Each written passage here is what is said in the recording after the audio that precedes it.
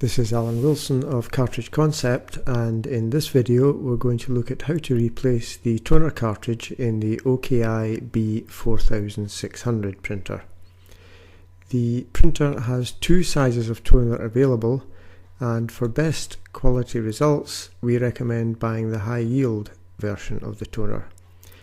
The printer will give you plenty of warning when the toner requires to be changed, and the toner low sign will display. At this point, order a new toner, so when toner empty arrives you have one in stock. Remove the toner from its packaging. If you've ordered an original, make sure it has the hologram in place, and again remember to order the high yield version. Remove the toner from the plastic bag. Give it a gentle shake to free up all the toner.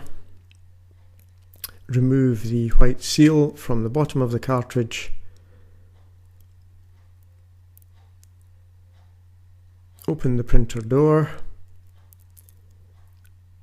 By rotating the blue lever towards you, unlock the toner cartridge from the drum unit and gently lift it out. Replace the new toner cartridge left hand side first and lock it in place by rotating the blue lever away from you.